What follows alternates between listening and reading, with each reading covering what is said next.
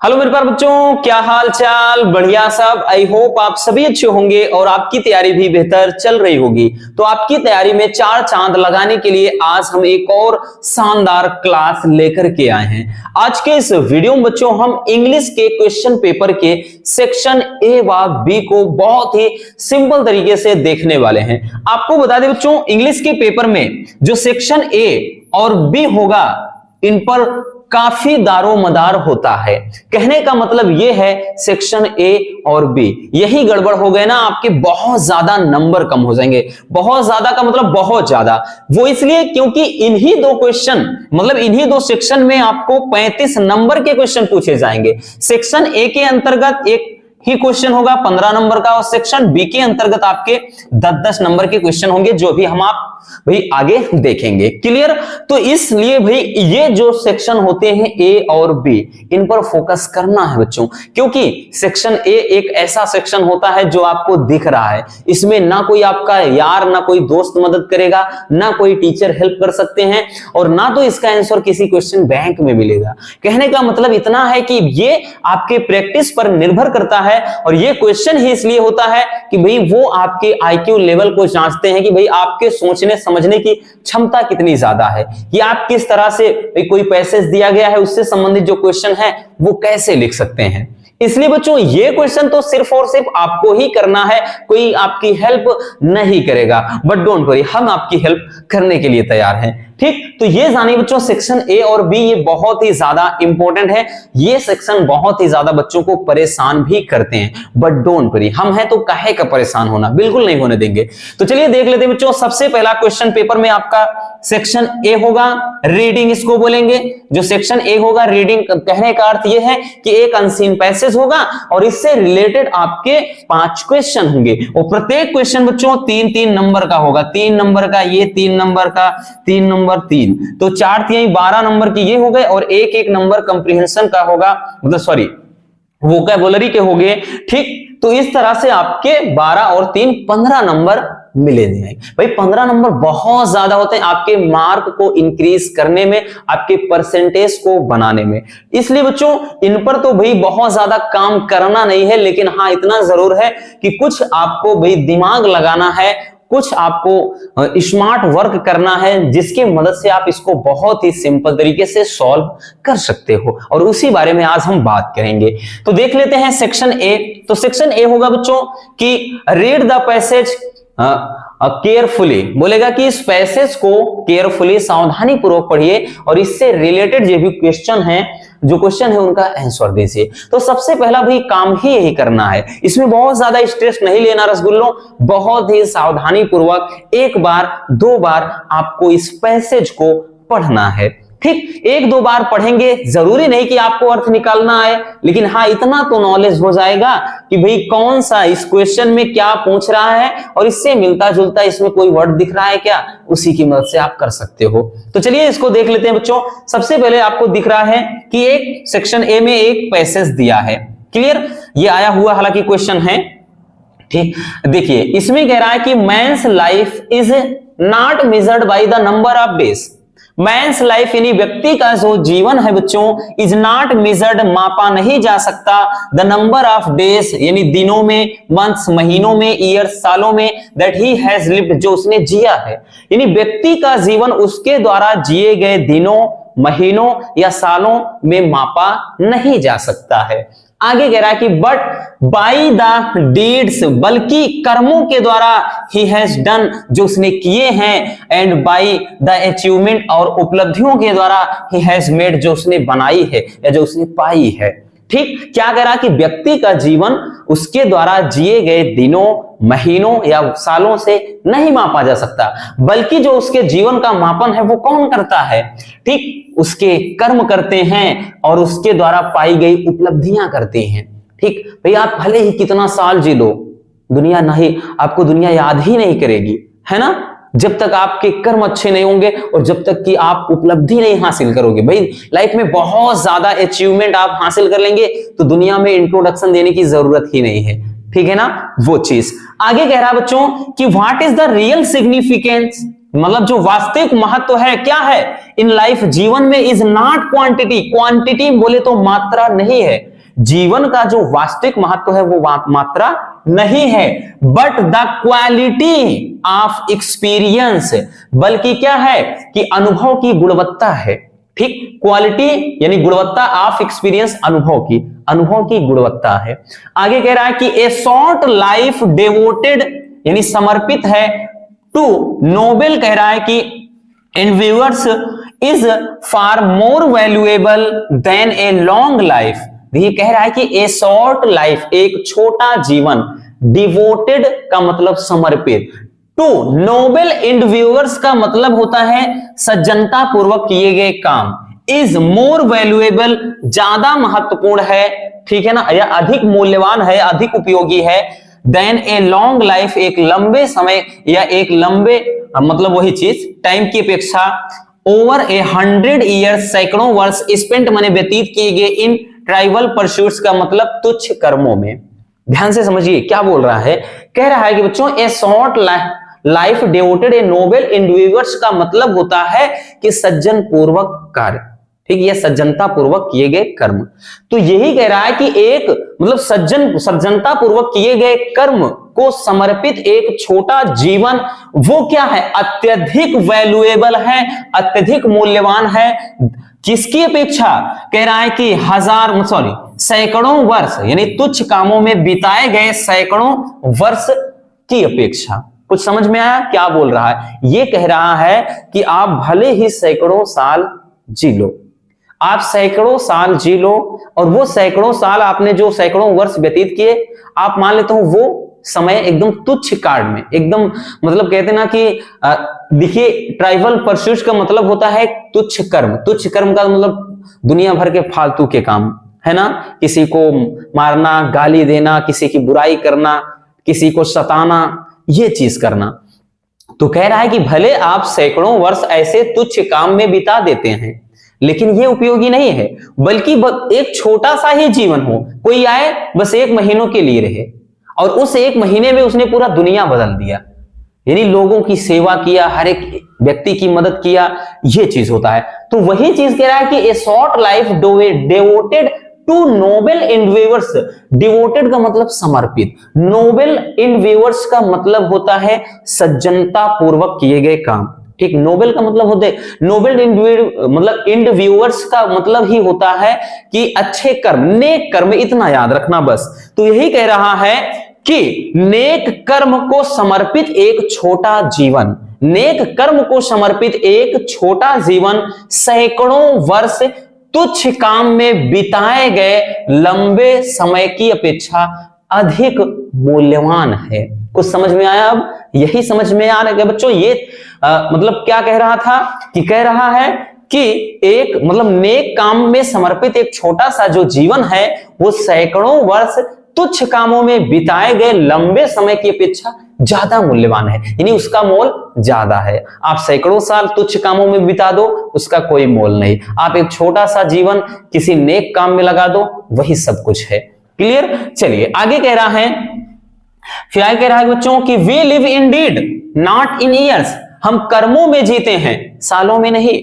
ठीक है ना, वी लिव इन डीड, हम कर्मों में जीते हैं, नॉट इन ईयर्स, सालों में नहीं। मतलब लोग हमें हमारे कर्मों की वजह से जानते हैं, भले आप कितने साल जी लो, कोई मतलब नहीं।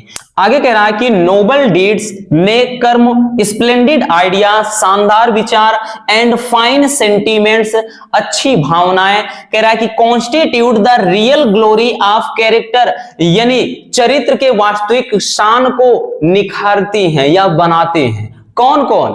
हमारे चरित्र को बनाने का काम कौन करते हैं भाई? नोबल डीड्स, नेक कर्म, स्प्लेंडिड आइडिया, शानदार विचार, एंड फाइन सेंटीमेंट, अच्छे यानी अच्छी भावनाएं, constitute the real glory of character, ये हमारे चरित्र के वास्तविक क्या है, शान को उभारती है या निकालती हैं, and not the length of time, बल्कि समय की, जबकि समय की लंबाई नहीं। यानी वही चीज है भाई कि हमारे चरित्र को कौन बनाता है, तो हमारे चरित्र को बनाने वाले ये हैं। समय की लंबाई हमारे चरित्र को नहीं बनाएगी कि भाई समय बहुत ज्यादा आपने लंबा समय जी लिया, आपका चरित्र अच्छा है, ऐसा कुछ भी नहीं है। कह रहा है कि one has lived in the world, जो व्यक्ति ने, जो किसी ने इस जीवन में, इस संसार में जिया है।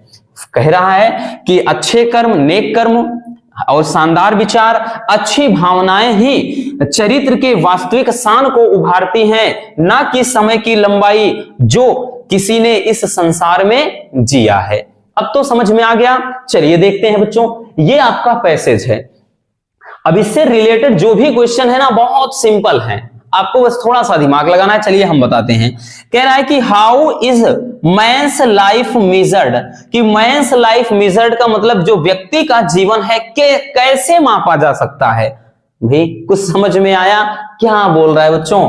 तो सबसे पहले ऊपर ही देखिए, कह रहा है कि men's life is not measured by the number of days, व्यक्ति का जो जीवन है दिनों में, महीनों में या सालों में नहीं मापा जा सकता, बल्कि किसके द्वारा? कि कह रहा है कि भाई by the deeds he has done and by the achievement he has made. मिल गया बच्चों। तो लिखेंगे कि मैंस लाइफ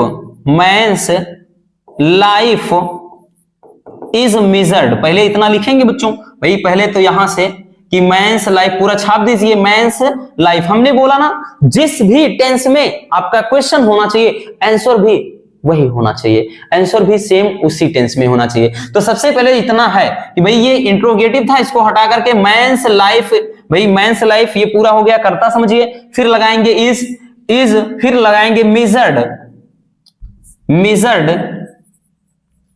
तो मैंस लाइफ इज मेजर्ड, जो व्यक्ति का जीवन है वो मापा जा सकता है।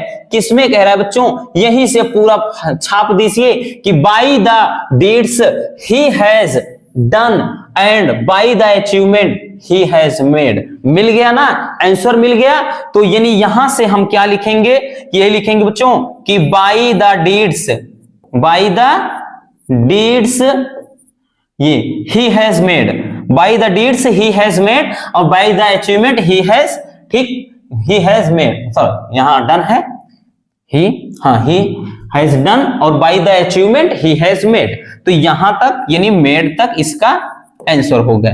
ठीक, क्लियर हो गया। बहुत ही सिंपल है, बस थोड़ा सा दिमाग लगाने की जरूरत है। तो इसमें यही पूछ लिया था ना कि जो व्यक्ति का जीवन है वो कैसे मापा जा सकता है। तो कहा है बच्चों कि जो व्यक्ति का जीवन है bye the deeds he has done, जो उसने कर्म किए हैं उससे, and the by the achievement he has made, और उपलब्धियां जो उसने पाई है, इसी के द्वारा व्यक्ति का जीवन मापा जा सकता है। ठीक, दूसरा क्वेश्चन कह रहा है कि which is the more valuable, A short life और ए लॉन्ग लाइफ। कह रहा है कि शॉर्ट लाइफ यानी छोटा जीवन ज्यादा महत्वपूर्ण है, ज्यादा उपयोगी है, या फिर बड़ा जीवन ज्यादा उपयोगी है। अभी एक चीज आपको बताया था बच्चों, कह रहा है कि a short life devoted to noble endeavours, कि नेक कर्म को समर्पित एक छोटा जीवन इज फार मोर वैल्यूएबल, अधिक महत्वपूर्ण है या अधिक वैल्यूएबल है या अधिक गुणवान है। ठीक, किसकी अपेक्षा? ए लॉन्ग लाइफ, एक लंबे समय की अपेक्षा, यानी सैकड़ों वर्ष तुच्छ काम में बिताए गए। तो समझ में आ गया उपयोगी ज्यादा कौन है, ज्यादा भाई ज्यादा मूल्यवान कौन है, ज्यादा कौन मूल्यवान है? वैल्यूएबल का मतलब मूल्यवान। तो यहां पर समझ में आ गया ना कि एक जो छोटा जीवन है वो ज्यादा मूल्यवान है। तो यहां पर इसका आंसर हम लिखेंगे बच्चों कि शॉर्ट लाइफ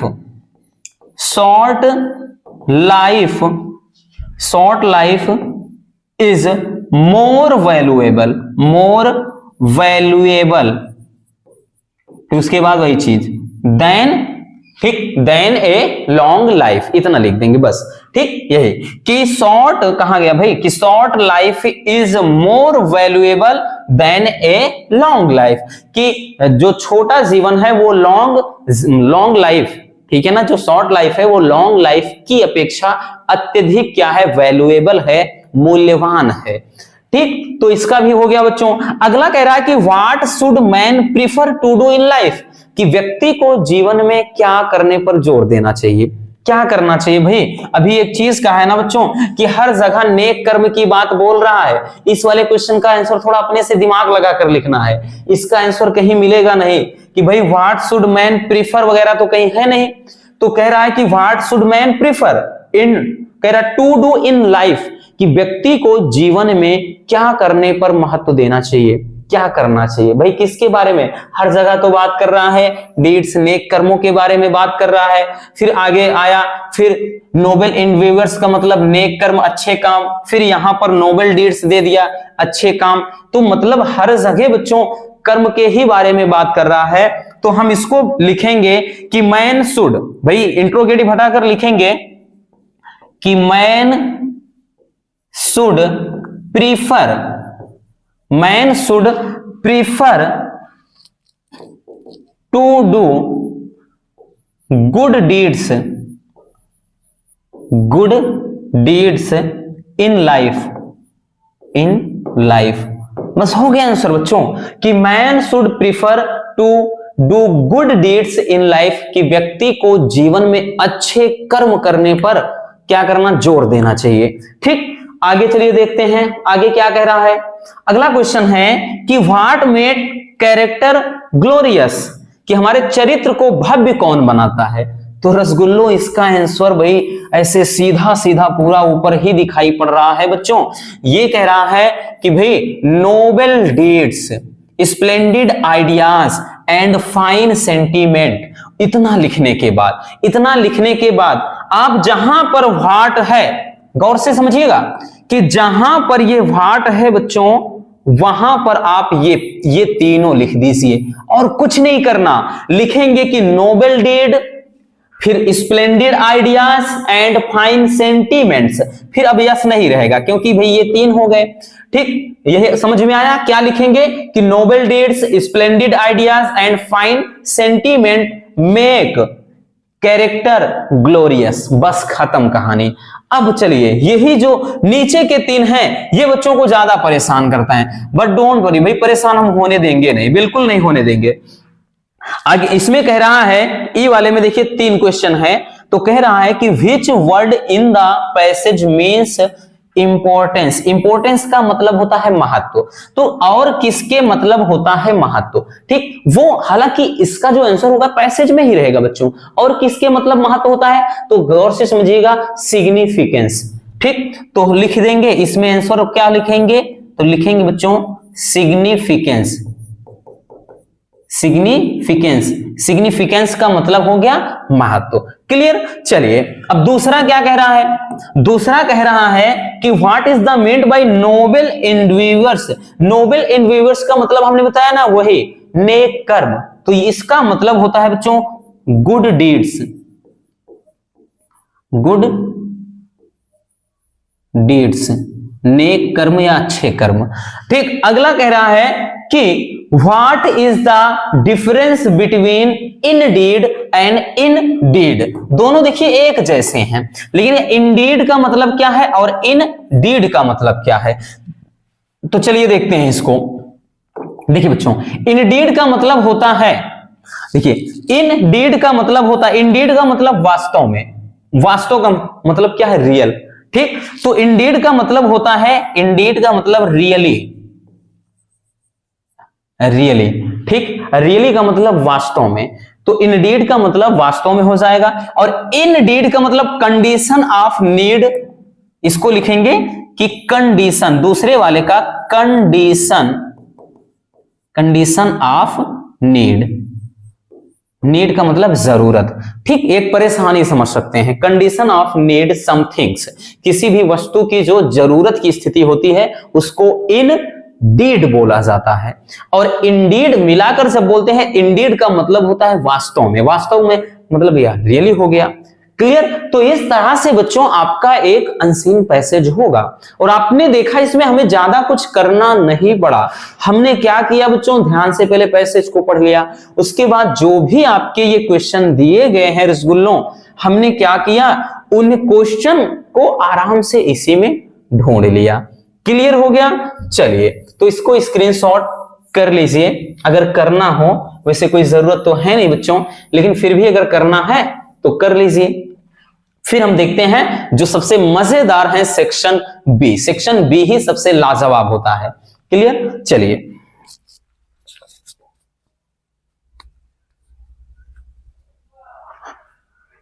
चलिए अब देखते हैं सेक्शन बी को।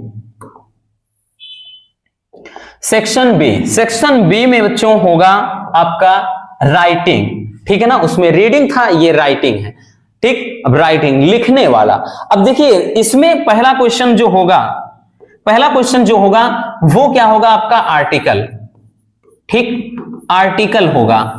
और ये क्वेश्चन बच्चों कितने नंबर का पूछा जाएगा, 10 नंबर का, ठीक। ये जो होगा 10 नंबर का आर्टिकल पूछा जाएगा और बेहद इंपॉर्टेंट होता है, ठीक। इंपॉर्टेंट तो हर एक टॉपिक है, लेकिन ये कुछ ज्यादा ही होते हैं क्योंकि भाई 10 नंबर की बात होती है। तो कुछ ऐसे महत्वपूर्ण टॉपिक हैं बच्चों जो हमने यहां पर रखा है, आपको डेफिनेटली इनको तैयार करना ही होगा। जैसे पहला है importance of game and sports, ये बेहद इंपॉर्टेंट टॉपिक है, ठीक। दूसरा है role of youth in modern India, this is the most important topic. एक तो ये इंपॉर्टेंट है और इससे भी अगर देखें तो ये भी कम नहीं है, लगभग इतना ही ज्यादा इंपॉर्टेंट ये भी है कि मतलब role of youth in modern, ठीक, मॉडर्न इंडिया, कि आज जो आधुनिक भारत में युवा का क्या रोल होता है, ठीक, उनकी क्या भूमिका होती है। और पहला है कि भाई हमारे जीवन में खेल का क्या महत्व होता है, ठीक। तीसरा है एम ऑफ योर लाइफ, ठीक, आपके जीवन का क्या ड्रीम है, क्या उद्देश्य है। नेक्स्ट है टेररिज्म, बोले तो आतंकवाद। और अगला है पांचवा जो है, ठीक, वो है साइंस बून और बेन, यानी विज्ञान वरदान अथवा अभिशाप। और नेक्स्ट है बच्चों पॉल्यूशन प्रॉब्लम इन इंडिया, ठीक, ये चीज। इसके अतिरिक्त भी अगर हम बात करें तो कुछ और भी आपके टॉपिक हैं। एक तो है बच्चों राइजिंग प्राइस, ठीक, एक क्या है राइजिंग प्राइस,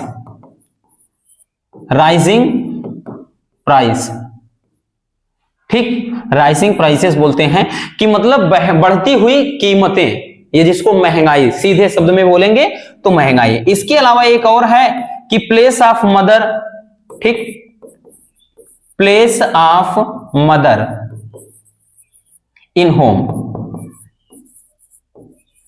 कि घर में मां का क्या दर्जा होता है, या place of mother in society भी बोल सकते हैं, कुछ भी, बस इतना जानिए कि माई मदर पर कि मां का क्या रोल होता है, ठीक। तो ये चीज मतलब ये कुछ ऐसे टॉपिक हैं जो बेहद ज्यादा इंपॉर्टेंट हैं, क्लियर। चलिए इनको देख लेते हैं। इनमें एक भाई सबको हमने देख रखा है, इसको भी करवा दिया है, ठीक, इसको भी करवा दिया है, इसको भी, और बात करें तो इसको भी करवा दिया और इसको भी, है ना।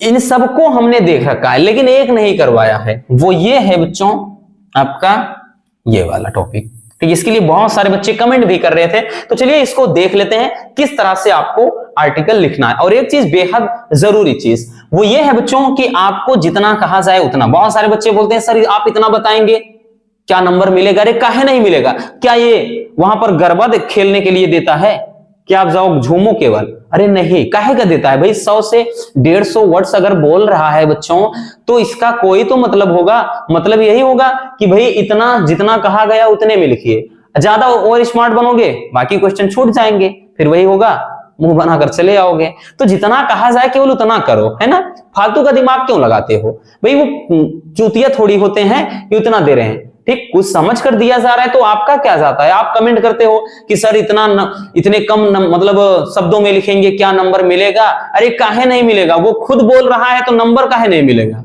क्लियर। चलिए क्वेश्चन हमको खुद बोल रहा है ये चीज करने को। चलिए देख लेते हैं role of youth in modern India, कि आज भाई आधुनिक भारत में जो यूथ हैं, युवा वर्ग है, इनका क्या रोल है। बहुत ही सिंपल तरीके से लिखा बच्चों, देखिए कह रहा है इंडिया बिकम फ्री ऑन, कह रहा है अगस्त 15, ठीक, 1947, कि जो भारत है 15 अगस्त 1947 को आजाद हो गया, इतने को आजाद हुआ। फिर आगे लिखेंगे बच्चों यंग मैन हैड प्लेड, जो युवा वर्ग हैं, यंग मैन जो युवा हैं, हैड प्लेड, उन्होंने हैड प्लेड यानी अदा किया, रोल अदा किया, ग्रेट पार्ट मतलब वही चीज, एक महत्वपूर्ण या अहम भूमिका इन विनिंग, जीतने में, फ्रीडम यानी स्वतंत्रता, ठीक। तो कह रहा है कि स्वतंत्रता पाने में जो युवा वर्ग हैं उनका अहम रोल रहा है, ठीक। आगे लिखेंगे बच्चों now students have a duty to uplift country after freedom.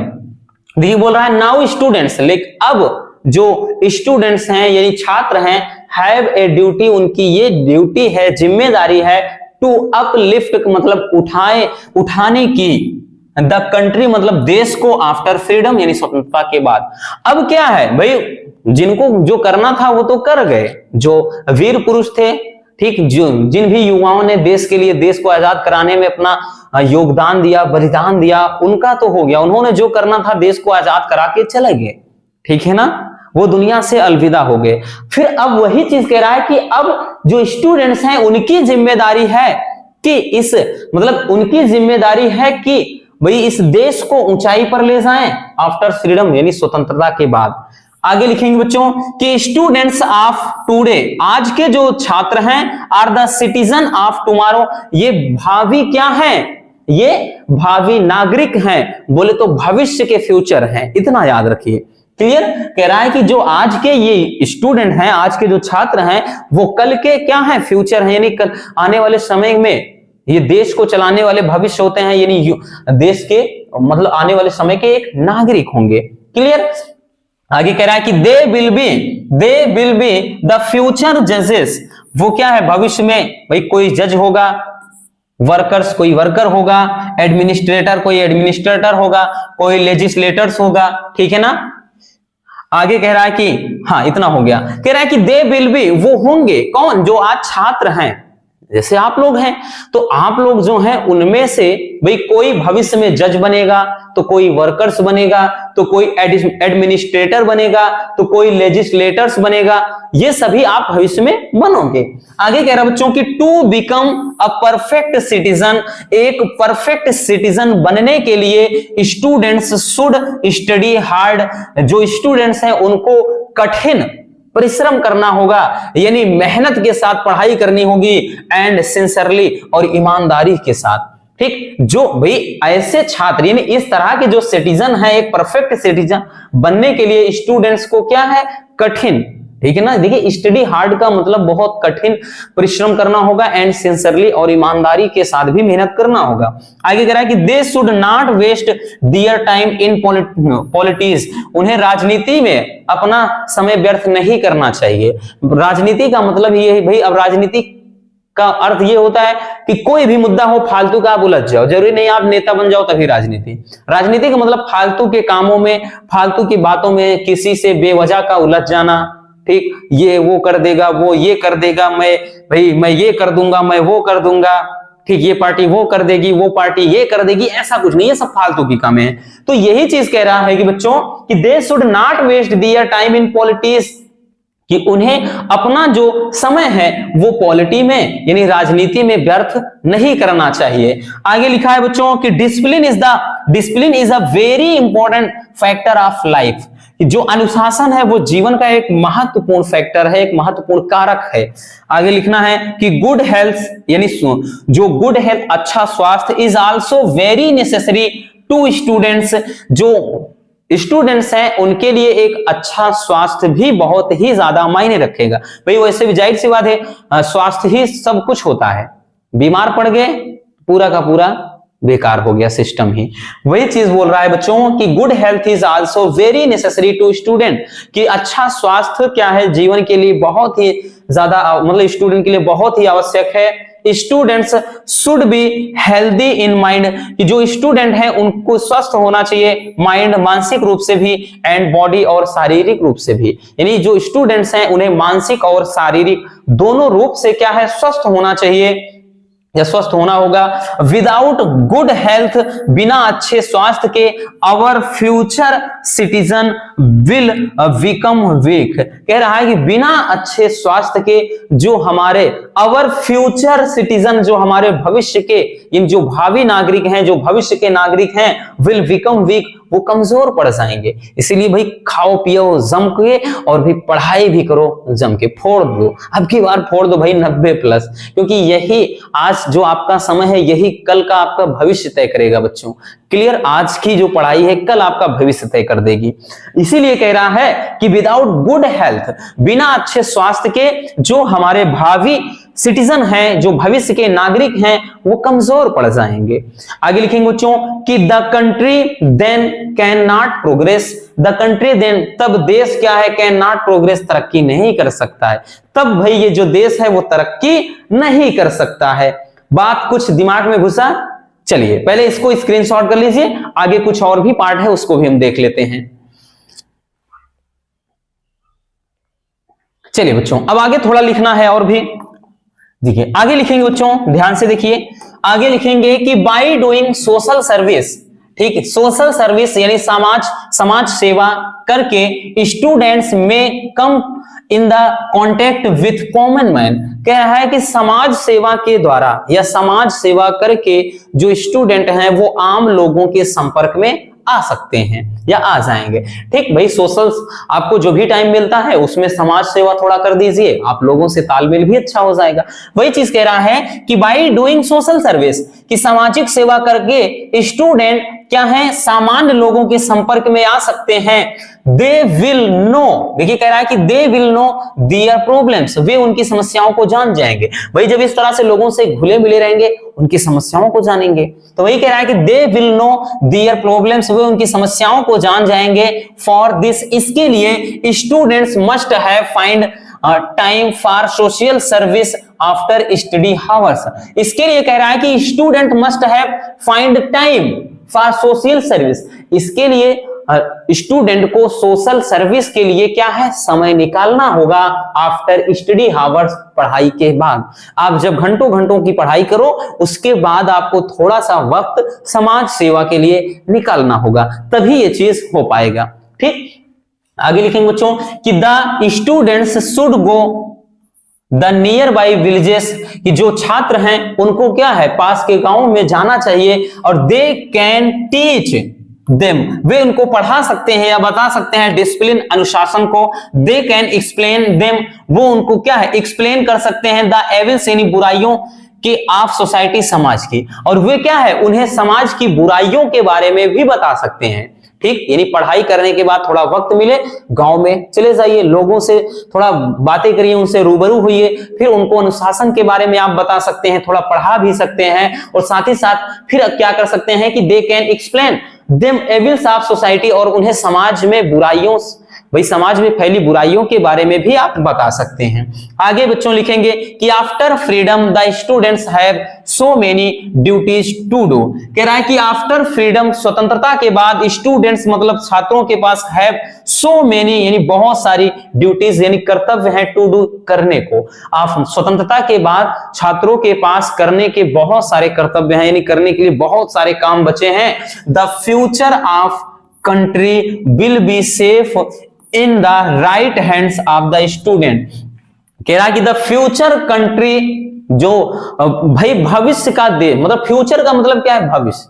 ठीक, द फ्यूचर ऑफ कंट्री मतलब देश का जो भविष्य है ना, द फ्यूचर ऑफ कंट्री है, तो भाई देश का जो भविष्य है वो विल बी सेफ माने क्या है, सेफ रहेगा, सुरक्षित रहेगा।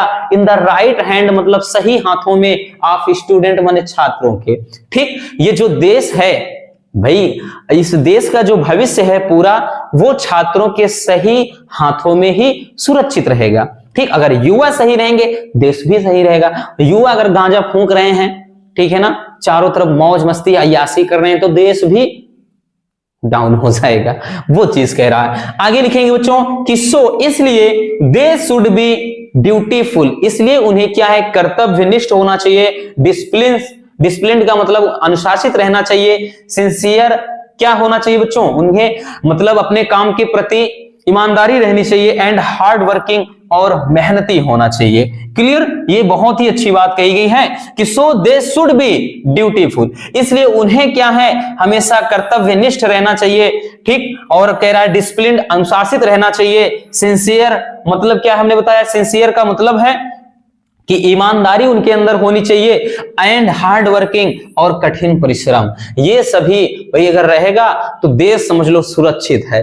तो ये है युवा, ठीक है ना, युवाओं का देश में रोल, कि भाई जो युवा पीढ़ी आज की जो यूथ है, ठीक, उनका जो मान मतलब इस अगर आधुनिक भारत की बात करें उसमें क्या रोल हो सकता है, तो यही उनका रोल है और यही उनको करना होगा और यही आपको करना होगा। आप ही तो देश के भविष्य हैं, है ना भाई, आप देश के भविष्य हैं। इसी में से कोई बड़ा आदमी बनेगा तो कोई भाई हो सकता है सिचुएशन के वजह से थोड़ा दिक्कत हो जाए, बट ऐसा कुछ नहीं। आप पढ़ाई करोगे ना, पढ़ाई के साथ तो भाई आप कहां तक जा सकते हो आप इमेजिन भी नहीं कर सकते हो।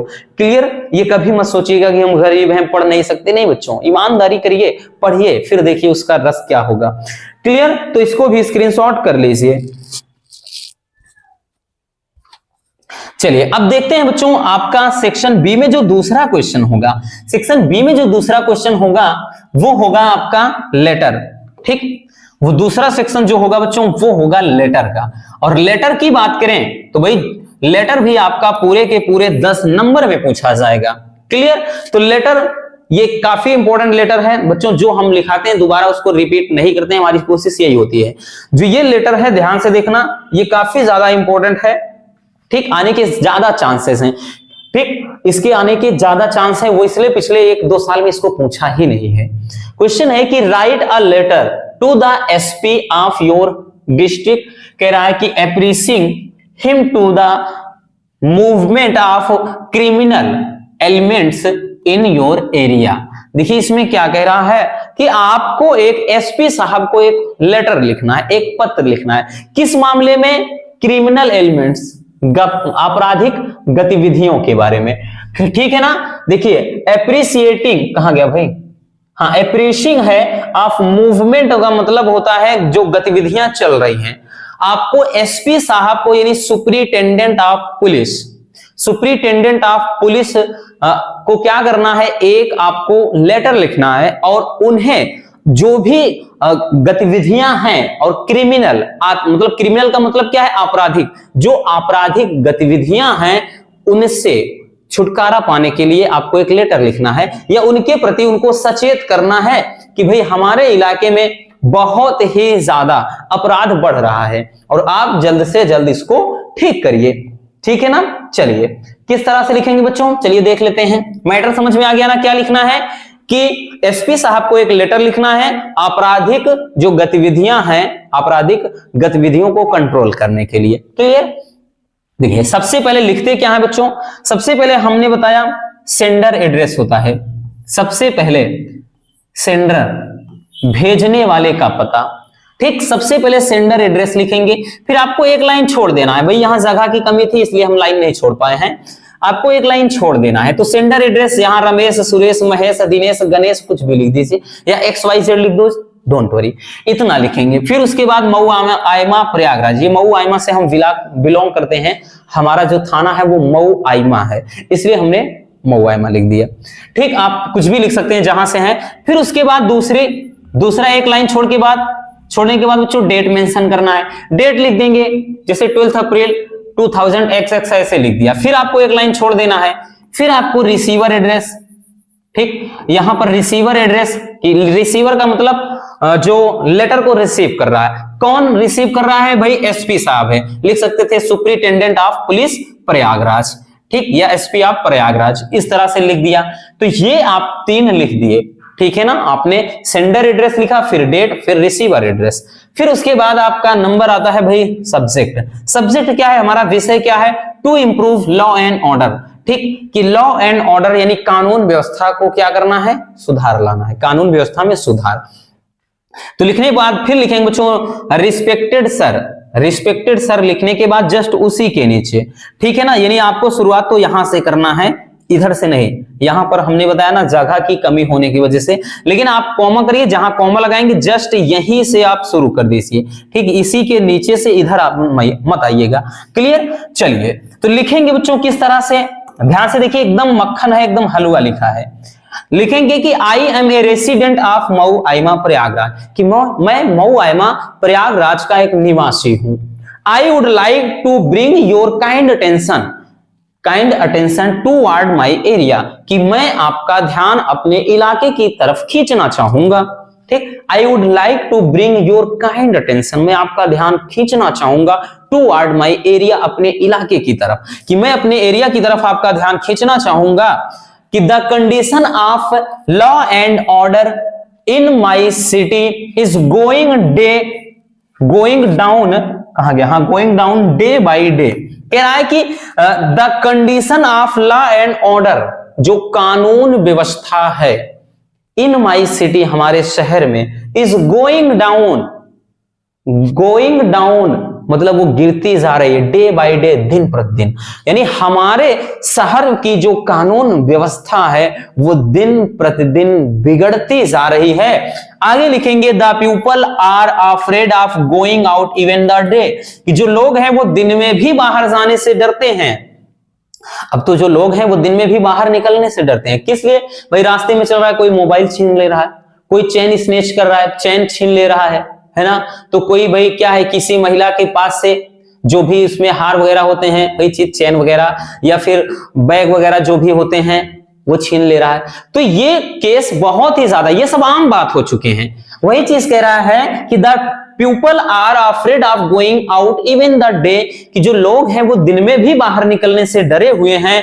और आगे लिखेंगे बच्चों की civil line has become a centre of illegal activities, कि जो सिविल लाइन है, सिविल लाइन हर जगह होता है, तो हमारे यहां भी सिविल लाइन जो है, तो कह रहा है कि जो सिविल लाइन है वो, देखिए कह रहा है कि इलीगल एक्टिविटीज, गैर कानूनी गतिविधियों का एक केंद्र बन चुका है। मतलब सारे जो बेवड़े हैं या सारे जो चोर चंडाल हैं या सारे जो अपराधी हैं, क्राइम करने वाले हैं, वो वहीं पर इकट्ठा होते हैं। कहने का बस इतना मतलब है। ठीक, आगे लिखेंगे बच्चों कि नियर मतलब गवर्नमेंट गर्ल्स इंटर कॉलेज, कि जो देखो near government girls inter college, कि जो हम बात करें बालिका राजकीय विद्यालय के पास अनसोशियल एलिमेंट्स, असामाजिक तत्व असेंबल, इकट्ठा होते हैं, एंड सिंग वल्गर सॉन्ग, और भद्दे गाने गाते हैं। क्या कह रहा है कि जो राजकीय, ठीक है ना, जो बालिका राजकीय विद्यालय है उसके पास अनसोशियल एलिमेंट्स, असामाजिक तत्व। असामाजिक तत्व का मतलब अय्याश लोग, ठीक, जो लड़कियों से छेड़खानी करते हैं, तंग करते हैं, उनको परेशान करते हैं, कमेंट करते हैं, गंदे गंदे गाने गाते हैं देख के, है ना, उनकी बात कर रहा है। तो वही कह रहा है कि भाई जो बालिका राजकीय जो इंटर कॉलेज है उसके पास असामाजिक तत्व इकट्ठा होते हैं, एंड सिंग वल्गर सॉन्ग, और भद्दे गाने गाते हैं। आगे लिखेंगे बच्चों कि I therefore request you to, इसलिए मेरी आपसे विनती है, take necessary and immediate action, कि जल्द ही क्या है, नेसेसरी आवश्यक और तत्काल कोई एक्शन ले, टू कर्ब इट, इसको कंट्रोल करने के लिए। पीपल ऑफ एरिया, कह रहा है people of area will be highly obliged, और जो इस इलाके के लोग हैं वो बड़े ही आपके आभारी रहेंगे। अगर आप ऐसा करते हैं तो भाई इलाके के लोग आपके बड़े ही आभारी रहेंगे। फिर लिखेंगे योर्स सिंसियरली, कि आपका मतलब हितकारी, आपका हितकारी। ठीक, यहां पर XYZ, ठीक है ना, यहां पर क्या लिख देंगे XYZ, इस तरह से। तो इस तरह से बच्चों आप बहुत ही सिंपल तरीके से क्या लिख सकते हैं कि लेटर लिख सकते हैं। क्लियर हो गया? चलिए इसको भी स्क्रीनशॉट कर लीजिए, ये सिंह है। ठीक, चलिए इसको जल्दी से बच्चों स्क्रीनशॉट कर लीजिए। बस हो गया। तो आपके इस तरह से यही 3 क्वेश्चन होंगे सेक्शन A, B, C मिलाकर, सॉरी A और B में मिलाकर, A, B में मिलाकर 3 क्वेश्चन, और 3 क्वेश्चन मिलाकर के 35 नंबर। तो समझ सकते हैं कि भाई उनकी गुणवत्ता, इनकी वैल्यू क्या है। क्लियर हो गया?